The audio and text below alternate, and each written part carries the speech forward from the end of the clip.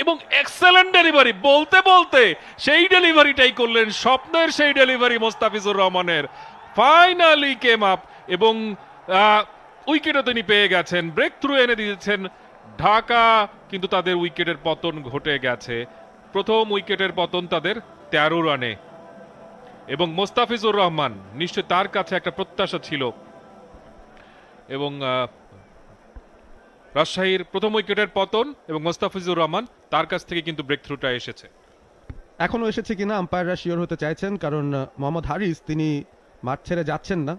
প্রথম স্লিপে এসকিনাজি ছিলেন, ক্যাচটা ঠিকঠাক ধরেছেন কিনা সেটাই নিশ্চয়তা পাওয়ার জন্য টিভি আম্পায়ারের কাছে যাওয়া হয়েছে, এবং প্রথম দফায় দেখে মনে হচ্ছে হাত থেকে বেরিয়ে গিয়েছিল, তারপর কোথায় গিয়ে আটকেছে, ওহ এমন একটা জায়গায় ক্যামেরার তো সেখানে আসলে খোঁজ নেওয়ার কোনো উপায় নেই, ধরতে পেরেছেন কিনা। তিনি কিন্তু বলছেন আউট, অর্থাৎ হাত দিয়ে ধরেননি, বোধহয় পা দিয়ে ক্যাচটা ধরেছেন।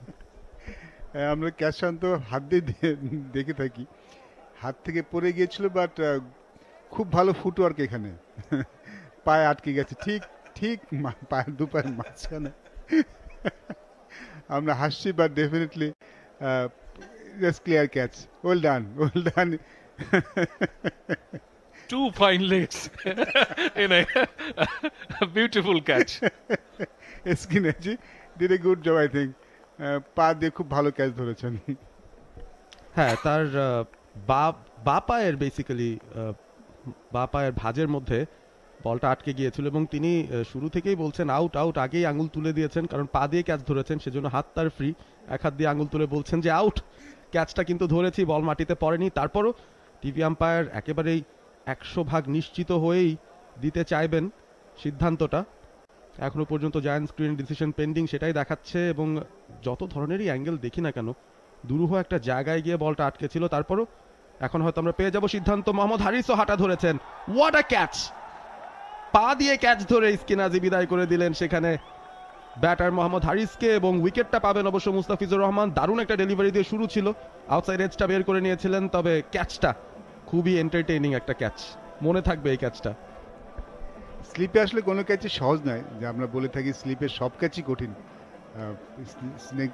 এসকিনাজি ভুল করে ফেলেছিলেন, মিস করেছেন, বাট বাকি শেষ পর্যন্ত কাজটা শেষ করতে পেরে। নতুন ব্যাটসম্যান আনামুল হক বিজয় প্রথম ম্যাচে দারুণ একটা 50 করেছিলেন, কিন্তু শেষ পর্যন্ত যে 197 রানের যে স্কোরটা তারা গড়েছিল সেটা দুর্বল বোলিংয়ের কারণে ডিফেন্ড করতে পারেনি।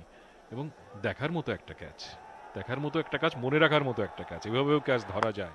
স্টাম্পের মধ্যে সফট হ্যান্ডে খেলেছেন ওখানে ব্যাটসম্যান, 1 রানের জন্য জায়গা বদল হয়ে গেছে।